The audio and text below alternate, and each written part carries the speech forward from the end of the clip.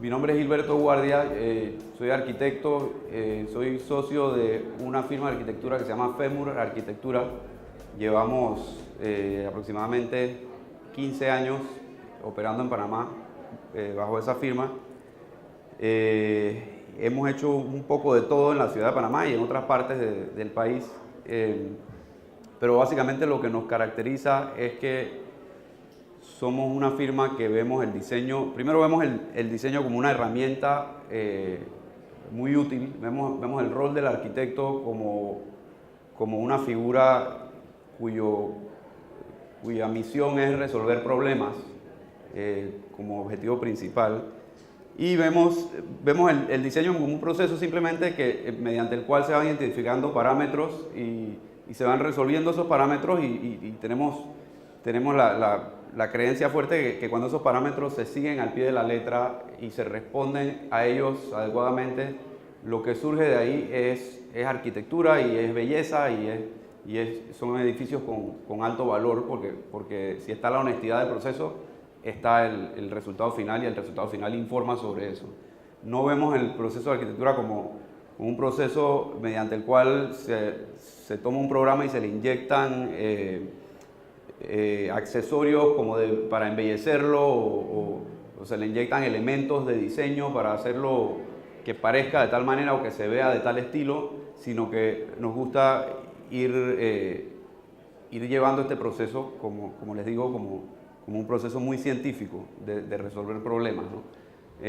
Como hablaba Eduardo ahorita en la última conferencia, el fenómeno de los star architects, de los arquitectos famosos que se pueden desenfocar a veces y pueden poner todos sus esfuerzos hacia esta obra que van a crear y cómo esa obra los beneficia a ellos sin en realidad estar resolviendo los problemas del cliente y de la comunidad y del entorno. Es un poco opuesto a lo que nosotros vemos como arquitectura, ¿no?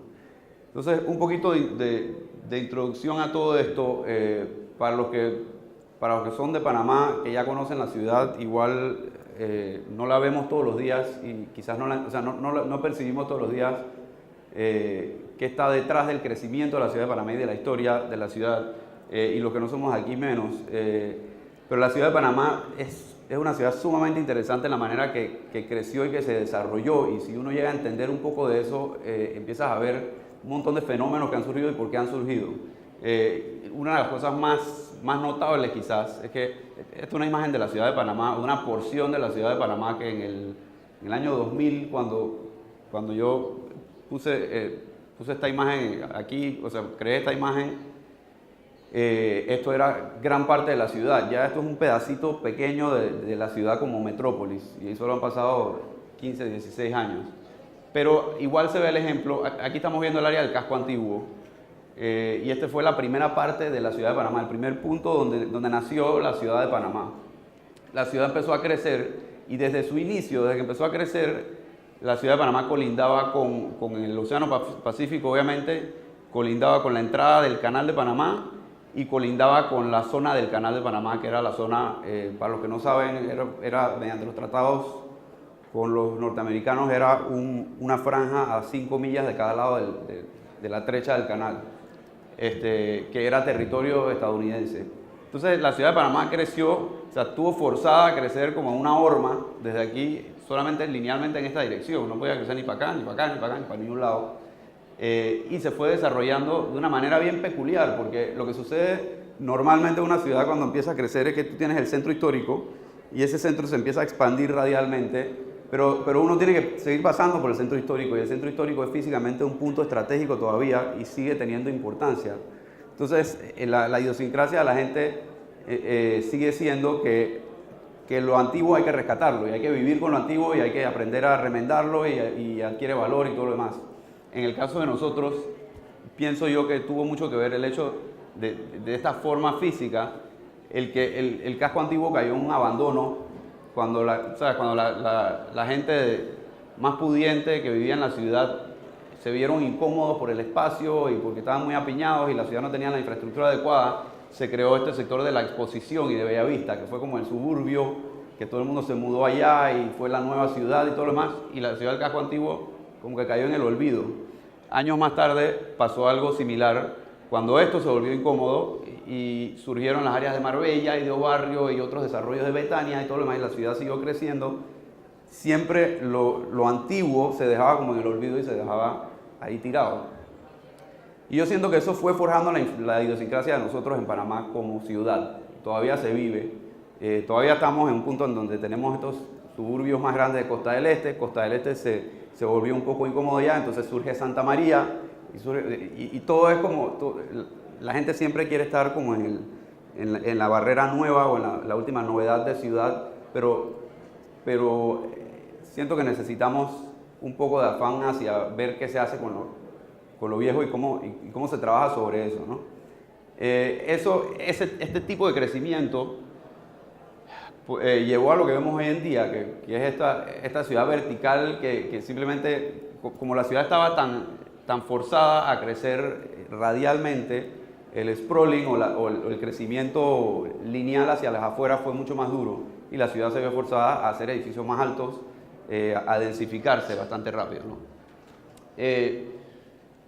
Aquí vemos, esto son una serie de imágenes, para darles una introducción nada más.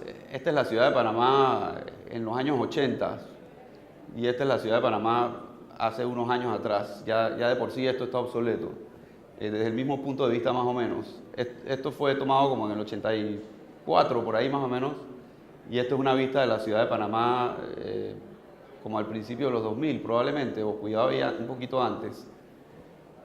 Estos son tres imágenes del mismo lugar, cómo ha ido evolucionando en los 80s, los 90s y después del cambio de milenio, ¿no?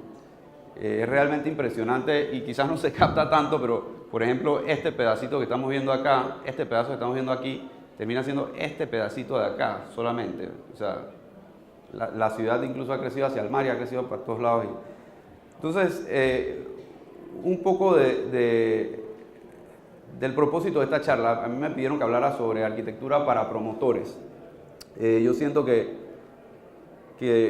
algo que era buena idea hacer es no tanto arquitectura para promotores, sino para promotores y corredores de bienes raíces y quien sea que no sea arquitecto. Me parece interesante echarles un poco el cuento de qué está detrás del proceso de creación de nuestros proyectos. Escogí 2 proyectos para hablarles específicos que ya están construidos, que simplemente es sumamente interesante analizar el proceso que nosotros seguimos para llegar al producto final.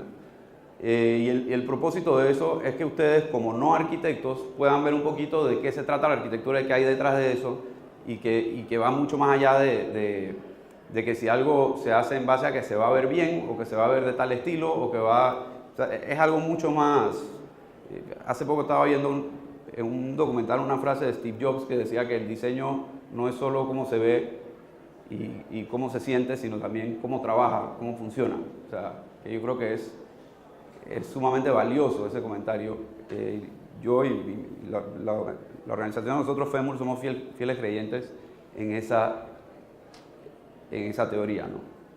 Entonces, el primer proyecto nace un poquito de preámbulo, viendo ya todo entendiendo un poco cómo funciona esta ciudad, los ciclos de los que estaban hablando en la charla anterior los otros colegas.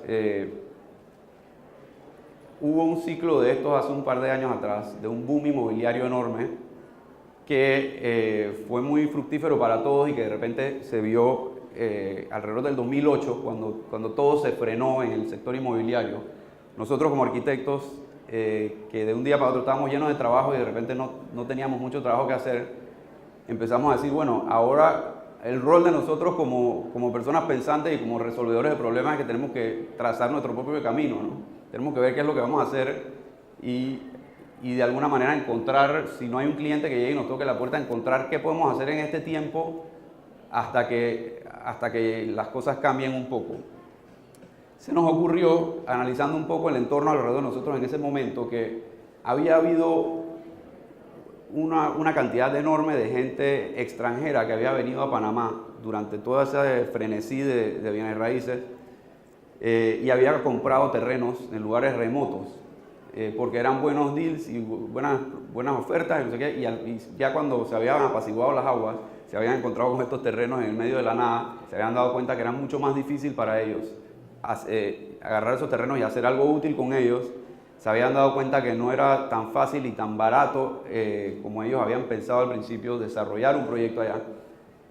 Y nosotros como combinando eso un poco con lo que habíamos estado viendo en nuestro gremio, que era como que el zeitgeist, o sea, como era lo que se estaba hablando en el mundo en ese momento, en el mundo de la arquitectura, que era todo el tema del prefab, de las cosas prefabricadas, de la arquitectura prefabricada, que el mundo estaba llegando a un punto en el que era mucho más barato crear algo en un sitio controlado y después transportarlo a su sitio final, y la tecnología te permitía hacer eso y todo lo demás.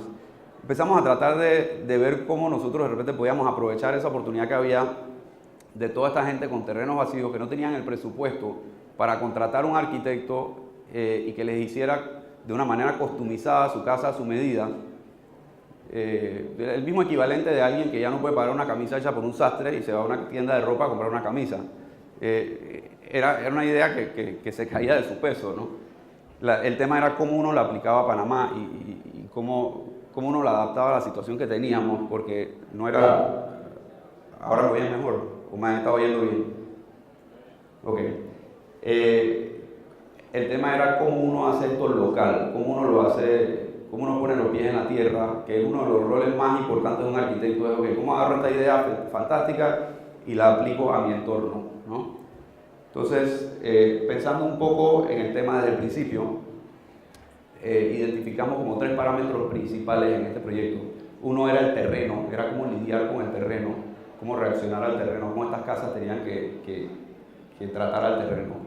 Otra era el cliente, que obviamente era un tema central, y la otra era el clima, porque el terreno y el clima son dos cosas totalmente distintas. El terreno me refiero a las condiciones topográficas y los surroundings, como quien dice, del proyecto, que cambian en cada caso sería diferente. Y lo del clima, primero, porque todos estos climas iban a ser similares, los terrenos iban a ser totalmente distintos, pero los climas aquí en Panamá son todos bastante similares, hay muchísima agua y lluvia, es muy difícil, las cosas envejecen muy rápido, hay mucha carga térmica de solar, mucho calor y demás. Entonces, la primera idea que nos vino a la mente que esto tenía que tener era que tenía que ser una estructura alargada por varias razones. Una de ellas, quizás la principal, es que lidiando con el terreno y tratando de adaptarse uno a cualquier condición de terreno, la mayoría de los terrenos, quizás el 95% de todos los terrenos, tienen la vista hacia donde cae el terreno y tienen los vientos predominantes desde donde cae el terreno. Es un tema muy elemental. Entonces, al alargar la casa, lográbamos maximizar vistas, maximizar ventilaciones. A la misma vez, lográbamos que, si vemos esta estructura de lado, el cambio del terreno se minimizaba, o sea, minimizaba la necesidad de mover tierra.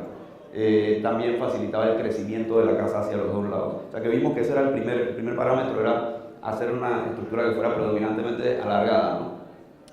El segundo tema era que nos dimos cuenta rápidamente que íbamos a tener que despegar esto del suelo por varias razones.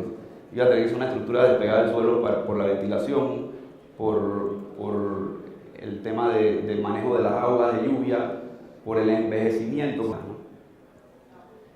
Entonces, una de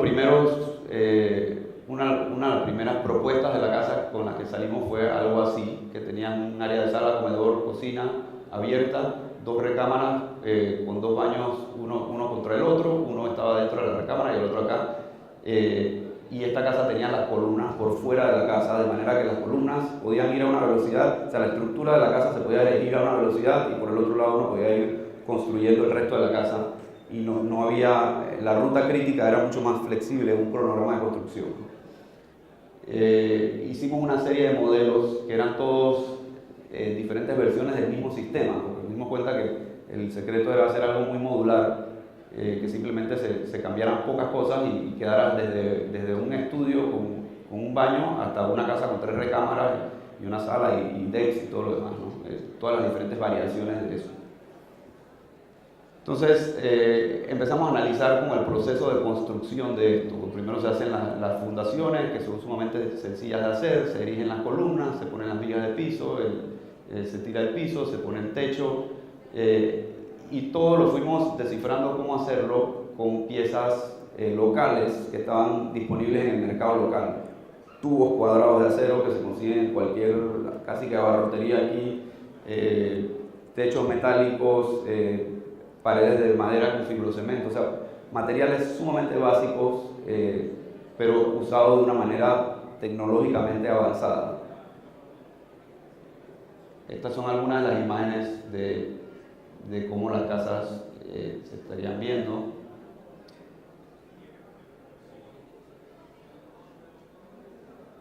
O sea, era una casa sumamente elemental. Entonces nos echamos al agua a hacer la primera de varias casas que hicimos. Nos dimos cuenta rápidamente que como arquitectos no íbamos a poder dejar todo nomás en los planos, sino que íbamos a tener que llevarlo más allá y meternos nosotros a construirlas. No es lo típico que hace un arquitecto, pero tuvimos que como que trazar el camino nuestro ahí para hacer algo, porque había que resolverlo. Entonces, aquí hay imágenes de cómo empezamos. Era un lote espectacular, que no hubo que intervenirlo del todo, no hubo que mover tierra ni nada. Se levantó la casa, levantamos primero el techo para poder estar secos todos adentro para que la construcción se pudiera llevar a cabo toda en seco sin que las lluvias afectaran. Se empezaron a levantar las paredes de madera. Todo esto íbamos creando sistemas que los íbamos diseñando en realidad. O sea, en la oficina íbamos inventando la rueda todos los días de cómo hacer estas cosas para añadir a la eficiencia de la casa y que la casa se pudiera hacer rápidamente y fácilmente y se pudiera adaptar a otras situaciones, ¿no? Al final de cuentas, la casa se terminó construyendo, ahí está la casa finalizada, se terminó construyendo en 6 meses desde el día que entramos a la casa hasta el día que le entregamos las llaves al cliente. Estas imágenes que van a ver ahorita de la casa son imágenes que se tomaron 5 años después que la casa se terminó. Así que se puede ver el efecto de envejecimiento de la casa que se mantiene bastante bien, ¿no?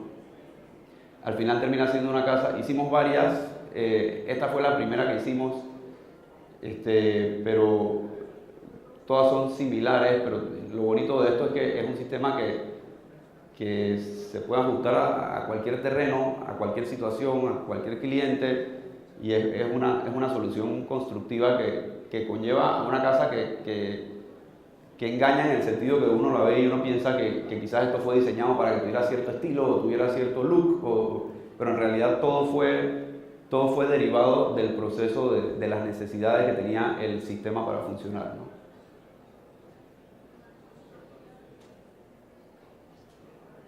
La casa está trepada para que pueda tener cualquier tipo de sistemas de recolección de agua de lluvia o cualquier cosa allá abajo y no afecta nada de eso.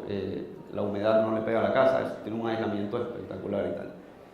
Entonces, ese es un ejemplo de un proyecto que fue bien peculiar y bien diferente a lo que normalmente hacemos, pero le tenemos mucho aprecio porque fue un proceso que tuvimos que inventar de cero y un proceso muy, muy honesto para nosotros.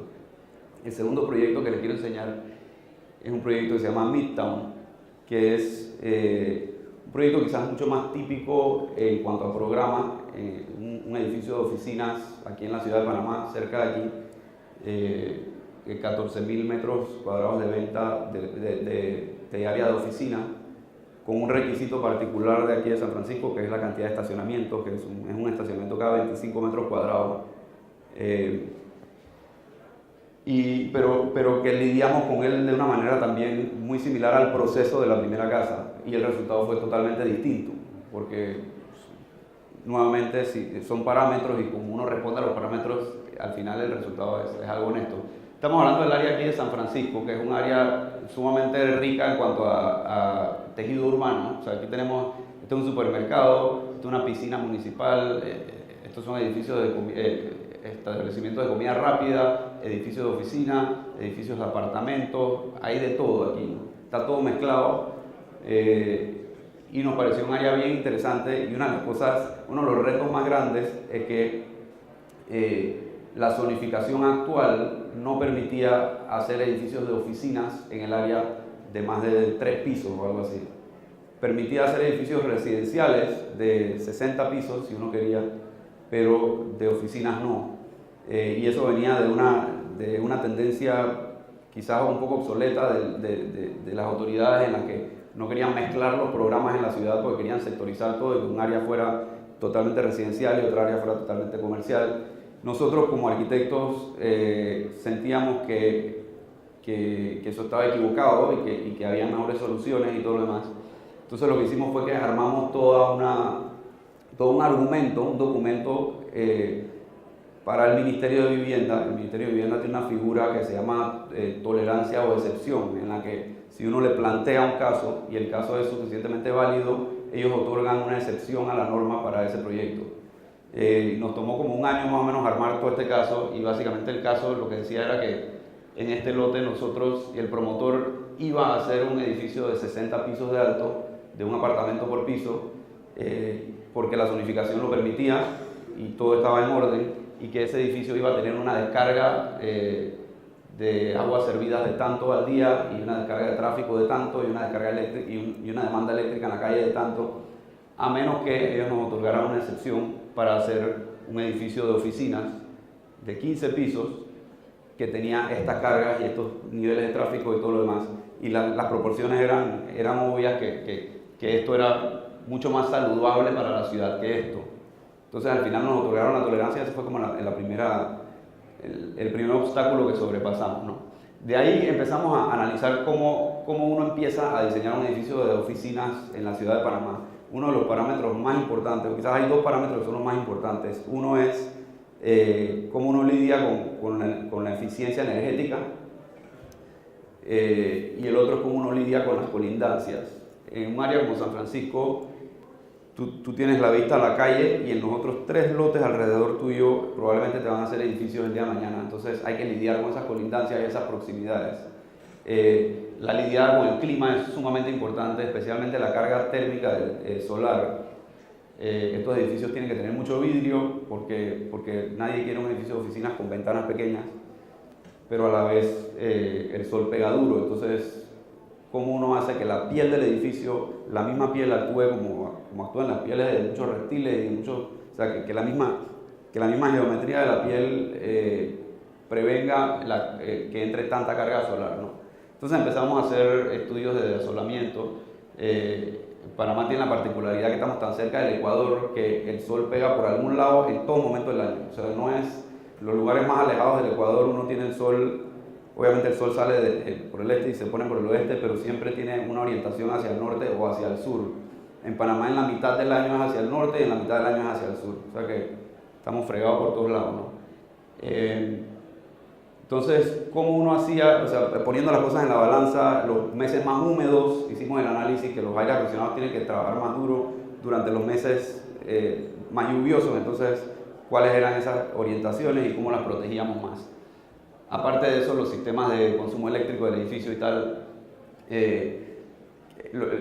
los sistemas de climatización del edificio, por ejemplo, en Panamá la energía eléctrica es sumamente cara, pero el agua es sumamente barata, porque aquí el agua sobra.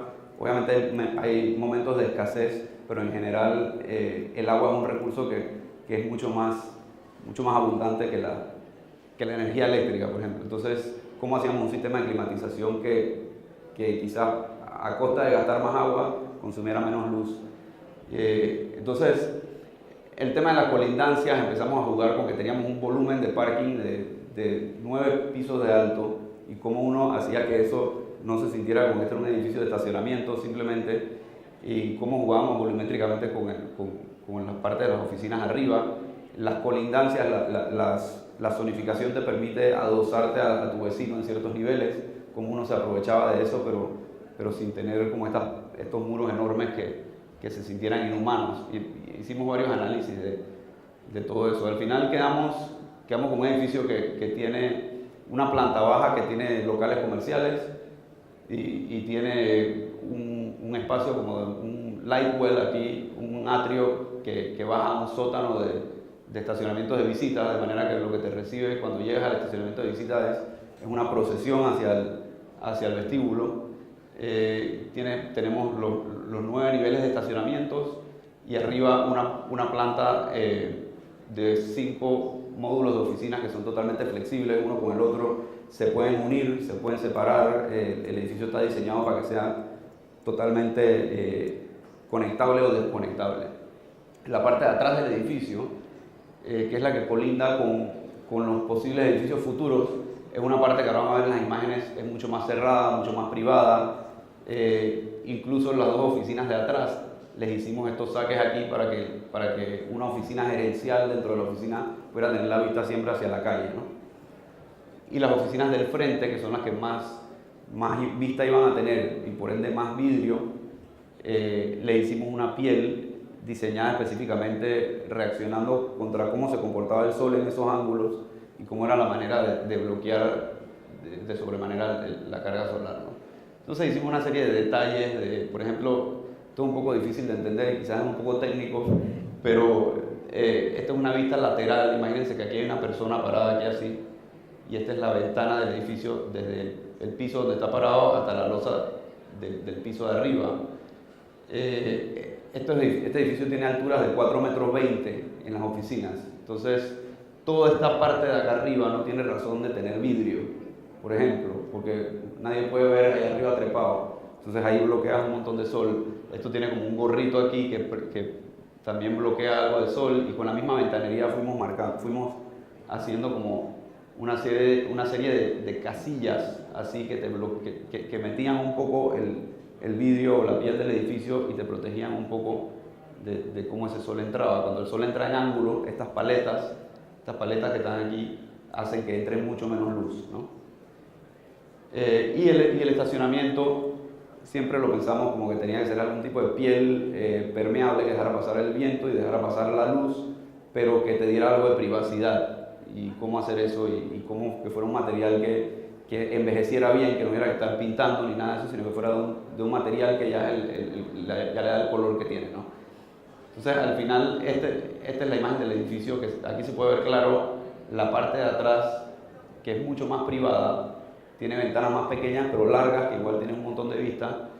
Esta es la parte de las oficinas gerenciales que ven hacia el frente, y esta es la parte de las oficinas frontales. Aquí vemos todo el estacionamiento. Y el edificio se sienta muy bien en el área que está, respeta un montón, dejamos un montón de acera, que no es algo que se deja en el área, pero que le da prestancia al edificio y le da algo de sentido de escala peatonal ahí abajo, ¿no? Esto es muy sutil, pero por ejemplo, otro ejemplo de parámetros, de cómo lidiar con los parámetros de diseño, es que esta losa nosotros la sacamos. Este era el punto, esta era la esquina del edificio que más castigaba. Si ven, esto tiene una protuberancia muy leve aquí y tiene un ángulo sutil ahí que hace un poquito más de alero en esa esquina, ¿no? Es casi imperceptible, pero ahí está, ¿no? Esa es la parte de atrás del edificio, los niveles de estacionamiento que no se pueden adosar y los niveles de estacionamiento que sí se pueden adosar. El edificio de noche adquiere como otro carácter totalmente distinto cuando lo ves iluminado desde adentro. Esto es como un ejemplo más en detalle de esta piel, ¿no? Y ahí podemos ver, no se nota mucho el ángulo, pero ahí está. Y entonces esas son las paletas de las que hablábamos, ¿no? Son como unas terrazas que tienen los locales de atrás para poder tener esa vista, ¿no? Entonces el edificio en planta baja, este era otro reto. El edificio obviamente en planta baja es un área que está muy asociada con el automóvil, o sea, el carro es parte del espacio. Entonces, como nosotros hacíamos una experiencia agradable llegar al edificio sin que te sintieras que estás en un parking lot. Y lo que optamos por hacer es que hicimos un lobby que es todo de madera, que le da es un espacito pequeño, acondicionado, súper acogedor, o sea que tiene esta percepción muy acogedora, que como que te aísla un poco de todo el área esta de estacionamiento, ¿no? Esto, por ejemplo, estas columnas las hicimos de esta manera para poder lograr, aquí hay una luz muy larga y no queríamos tener vigas aquí, y entonces, por ende, la forma de la columna, ¿no? No es algo derivado de un capricho ni nada de eso, sino simplemente una intención de resolver un problema nuevamente, ¿no? Esta es la entrada del lobby aquí. Siempre dejamos todo lo que podemos dejar en concreto visto para añadir como a la honestidad de la arquitectura, lo hacemos. Dejamos obvio los pegues, por ejemplo, que se sepa o que se sienta cuando estás ahí que esto es un muro estructural de concreto y que esto que pusimos encima es simplemente una piel, y esos pegues nos gusta que se vea obvio que esos pegues son intencionales. Esto es una vista hacia afuera, hacia el atrio ese, y este es el atrio que te recibe cuando uno llega a los estacionamientos de visita. En el sótano hay como toda esta llegada especial al lobby principal, ¿no? Una escalera de acero visto en color natural. Esta es una escalera, creo que habían 12 toneladas de acero ahí, una cosa así, una escultura básicamente que decidimos hacer ahí porque era la pieza principal de acceso al edificio, ¿no? Esa es otra vista de ahí. Este es un elevador que te lleva también nada más al primer nivel, si no quieres agarrar la escalera. Y todo como que sigue ese lenguaje, ¿no? De simplemente ser un poco honesto y no tratar de que las cosas aparenten algo que en realidad no son, sino simplemente si uno las maneja adecuadamente y deja que los elementos informen para qué sirven y qué son, yo creo que ahí es donde la arquitectura realmente se revela, ¿no? Y nada, ese es mi ejemplo de cómo opera un arquitecto tras bastidores, y cómo nosotros vemos la arquitectura. Yo siento que es algo que todo el mundo debería conocer, ese proceso, especialmente la gente que está asociada con el mundo de la arquitectura y de los proyectos y todo lo demás, porque a veces hace que esto tenga mucho más valor y que mejores proyectos puedan surgir simplemente porque se le da la cabida a tener ese proceso de diseño, ¿no? Listo, muchas gracias.